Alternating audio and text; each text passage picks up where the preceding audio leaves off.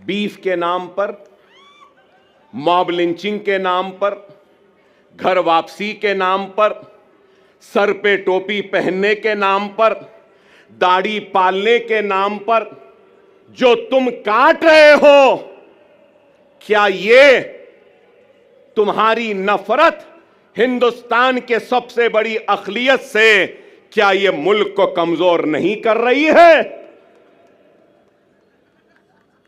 इसका जवाब दो मुझे।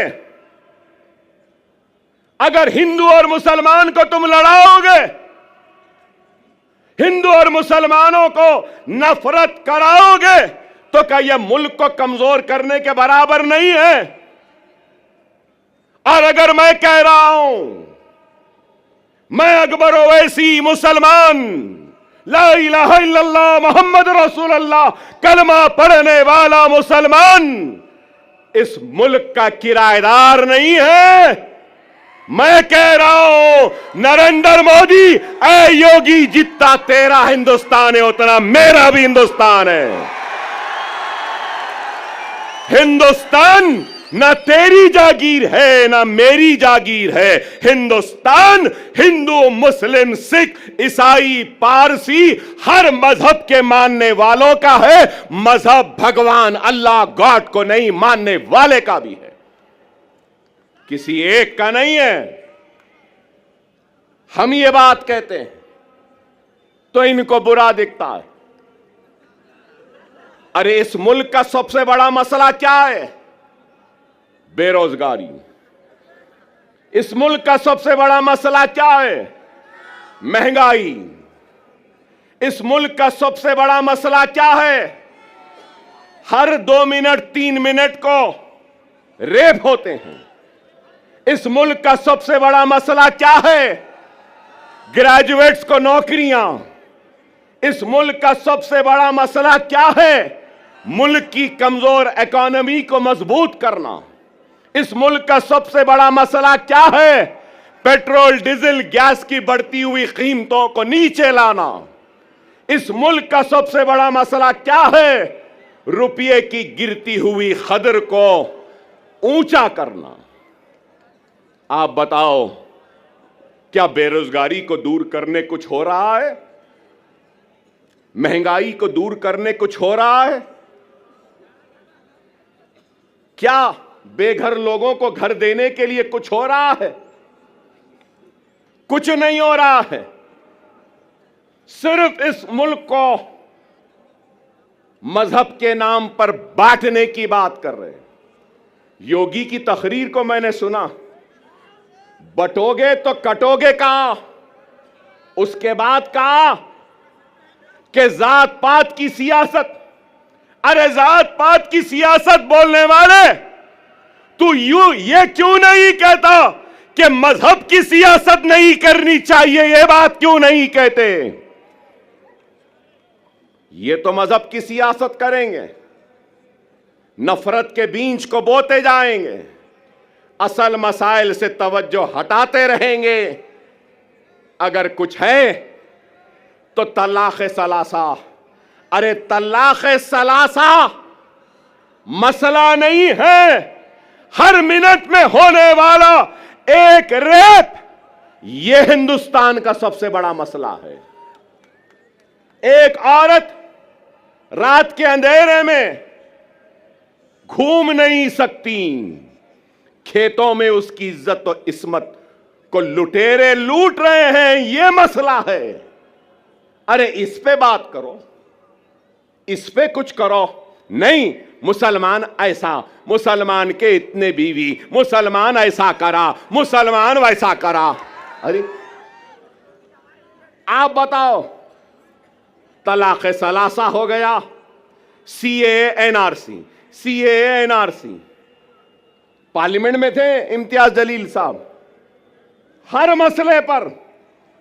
अरे आप बताओ, आज मैं यहां खड़े होकर कह रहा हूं, जिम्मेदारी के साथ कह रहा हूं, मजलिस इत्तेहादुल मुस्लिमीन के एक जिम्मेदार लीडर की हैसियत से कह रहा हूं और ये ऐलान कर रहा हूं कि मराठा समाज के लिए जो रिजर्वेशन की तहरीक चला रहे हैं उनके लीडर, मैं उनसे कहूंगा हमारा पूरा साथ आपके साथ है, हमारा पूरा ताउन आपके साथ है, हम पूरी कोशिश करेंगे।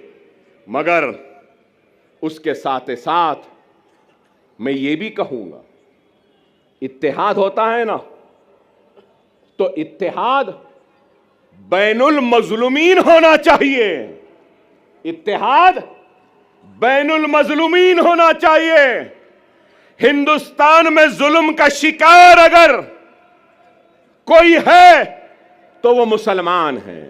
हिंदुस्तान में जुल्म का शिकार अगर कोई है तो वो दलित है।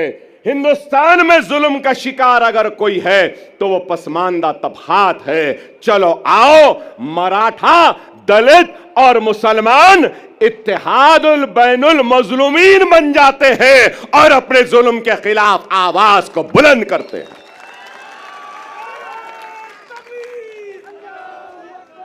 मगर मेरी बात खत्म नहीं हुई। मैं हमारे मराठा समाज के बड़े लीडर जो एहतजाज कर रहे हैं, भूख हड़ताल में बैठे हैं, उनसे कहना चाहता हूं, सिर्फ जरंगे पाटिल साहब से सिर्फ मराठा समाज पिछड़ा हुआ नहीं है, पूरा मराठवाड़ा भी पिछड़ा हुआ है। क्या मराठवाड़ा पिछड़ा हुआ नहीं है? क्या मराठवाड़ा का हिस्सा पूरा सबसे पीछे नहीं है? महाराष्ट्र के 3 हिस्से, एक हिस्सा है मुंबई, पूना, ये सारी चीजों का, दूसरा हिस्सा है विदर्भ का, तीसरा हिस्सा है मराठवाड़े का।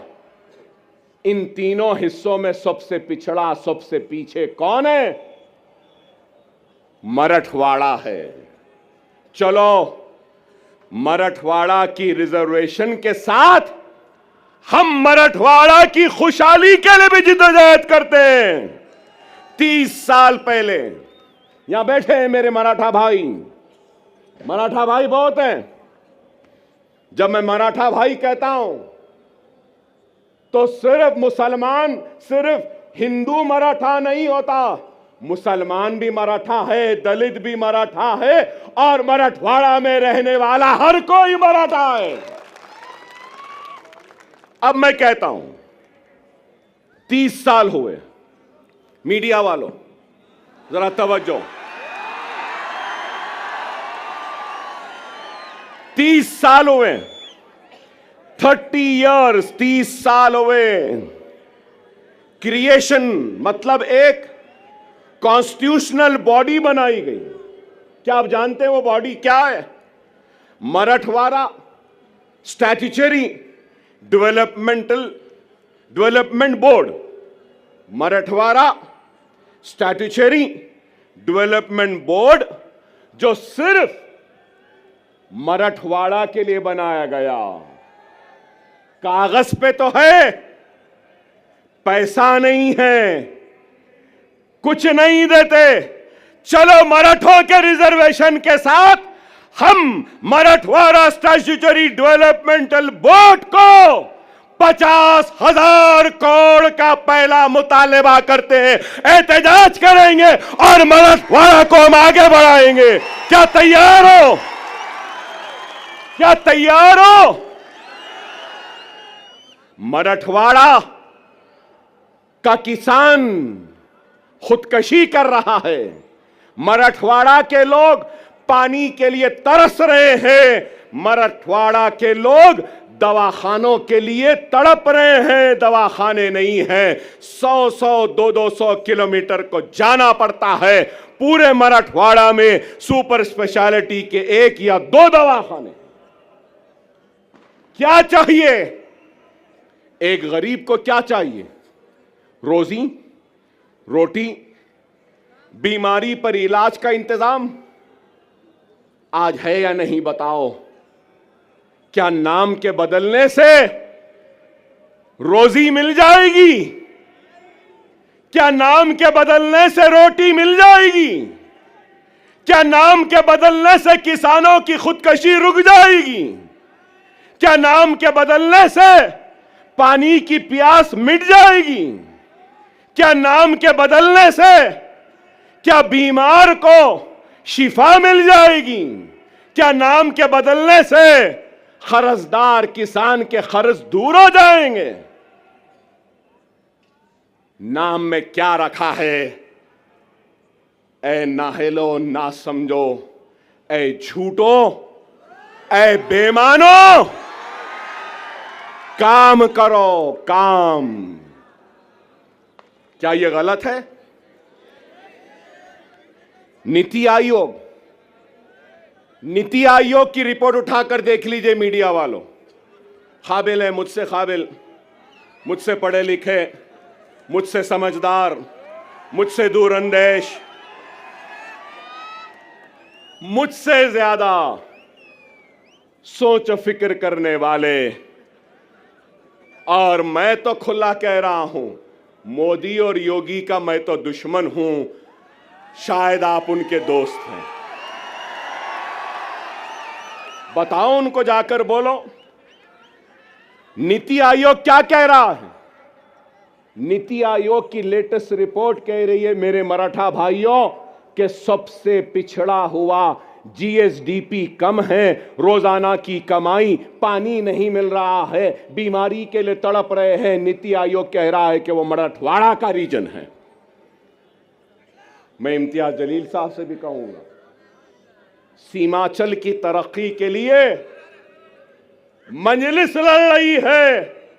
आप पार्लियामेंट में थे तो आप भी लड़े, अब आप आओ, मैं भी आपके साथ हूं। हम मराठवाड़ा की खुशहाली व तरक्की के लिए लड़ेंगे। हम मराठों को साथ में लेंगे, मुसलमानों को लेंगे, हिंदुओं को लेंगे, मराठों को लेंगे, दलितों को लेंगे, एससीओ को लेंगे, एसटी को लेंगे, सबको लेंगे, और मराठों और मराठवाड़ा के लिए हम लड़ेंगे।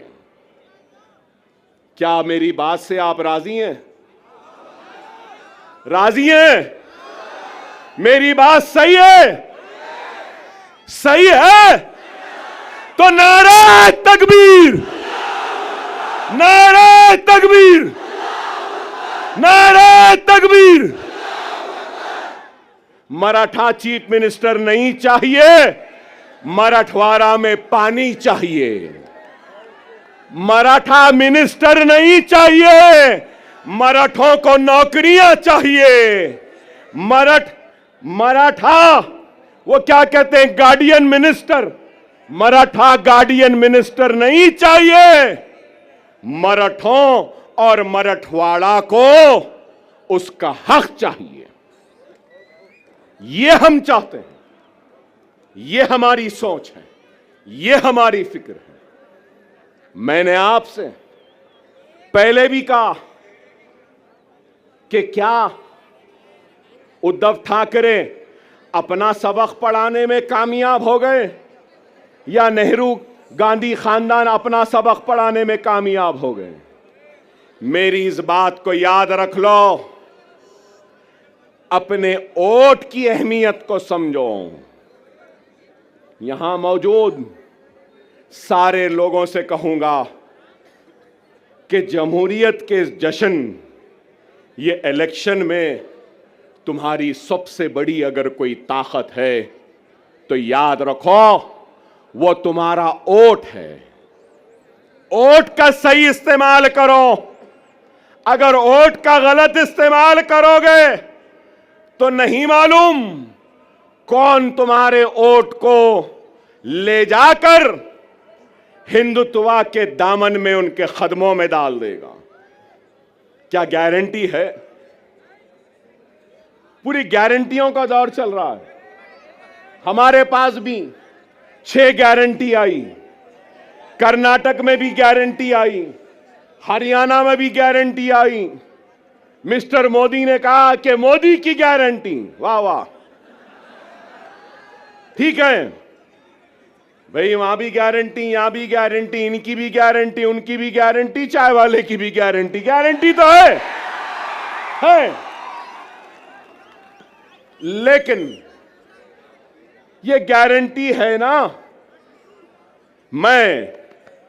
ये यहां मौजूद ये लोगों का सवाल है, क्या शरद पवार गारंटी देंगे कि इलेक्शन के बाद आप मोदी के साथ नहीं जाएंगे? देंगे?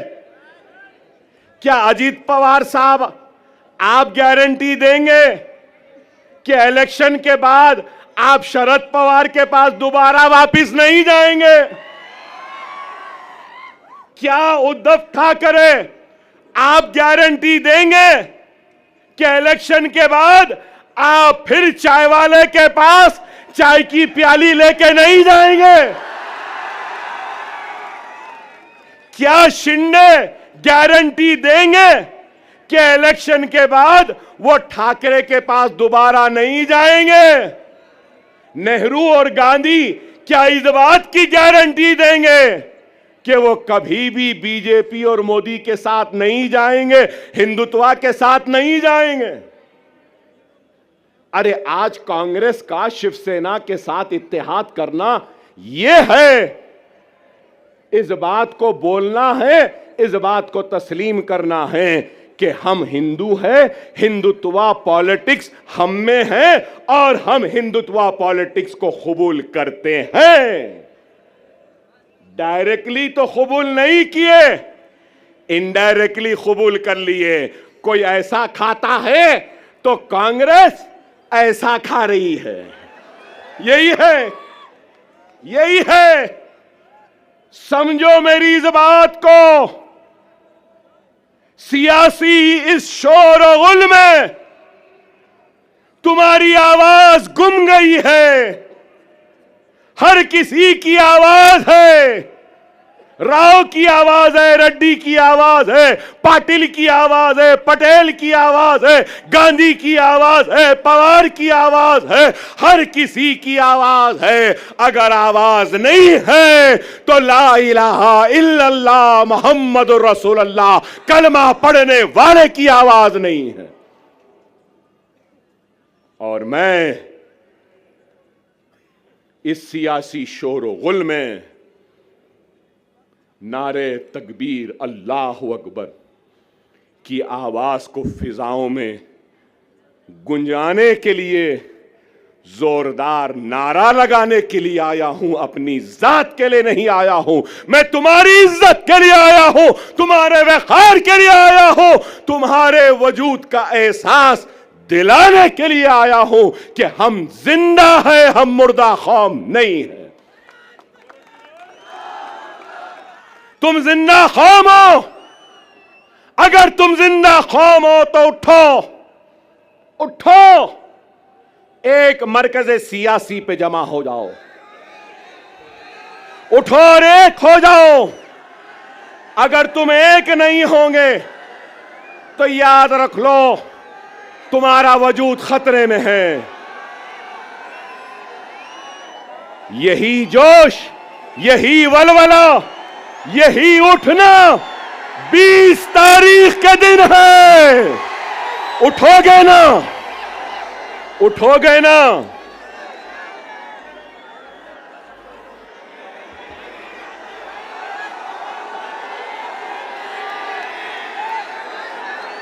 (9:45)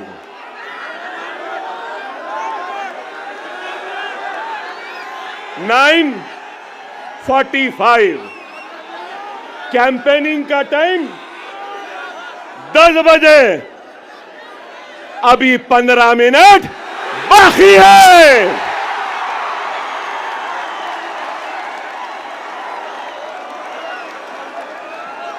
अरे भाई 15 मिनट बाकी है, सब्र करिए।